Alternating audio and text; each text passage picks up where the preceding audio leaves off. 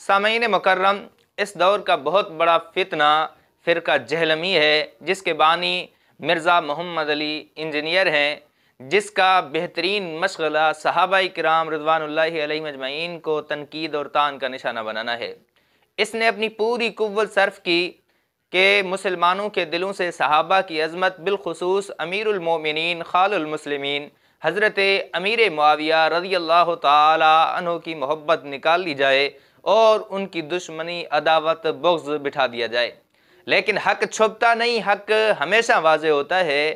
مرزا محمد علی کا یہ کلپ سماعت فرمائیں۔ اس کا جواب ہم ایک جملے میں دیں گے کہ اگر ہم قرآن و سنت کی تعلیمات کی روشنی میں حضرت معاویہ رضی اللہ تعالیٰ عنہ، حضرت عمر بن عاص رضی اللہ تعالیٰ عنہ، حضرت مغیرہ ابن شعبہ رضی اللہ تعالیٰ عنہ سے اختلاف رائے رکھتے ہیں، حضرت علی کے مقابلے پہ انہیں ہم باطل سمجھتے ہیں، اگرچہ ہم انہیں صحابی بھی مانتے ہیں، جنتی بھی مانتے ہیں، رضی اللہ عنہ بھی کہتے ہیں، تو سرکار باجید بستامی جیسے کروڑوں ہوتے شیعی کوئی نہیں۔ پھر بھی آگے لکھا ہوا ہے کہ یہ جو سمندری جہاد اول جو جیش ہے جو سمندر میں جہاد کرے گا، اس کس صحابی کو خوشخبری دی گئی تھی؟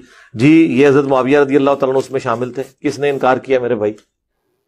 سامعین، آپ نے سنا، اس کلپ کے اندر واضح طور پہ مرزا محمد علی نے حضرت امیر معاویہ کو جنتی مان لیا۔ اس نے اقرار کر لیا کہ حضرت امیر معاویہ لسان نبوت سے جنت کی بشارت پا چکے ہیں۔ اب میں آپ کے سامنے ایک مثال رکھتا ہوں۔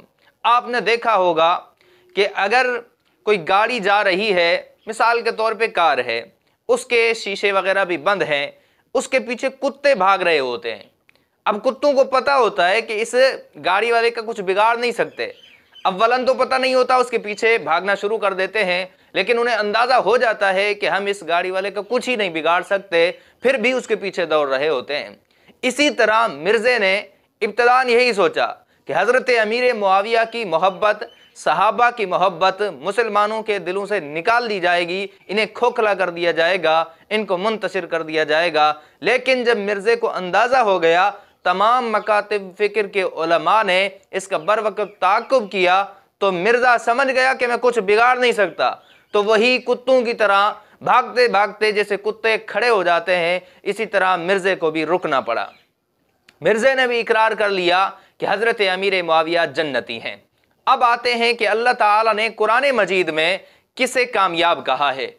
اللہ تعالیٰ سورہ آل عمران کی آیت نمبر 185 کے اندر ارشاد فرماتے ہیں، فَمَنْ زُحْزِحَ عَنِ النَّارِ وَأُدْخِلَ الْجَنَّةَ فَقَدْ فَازَ، کہ کامیاب انسان وہی ہے جو جہنم سے بچا لیا گیا اور جنت میں داخل کر دیا گیا۔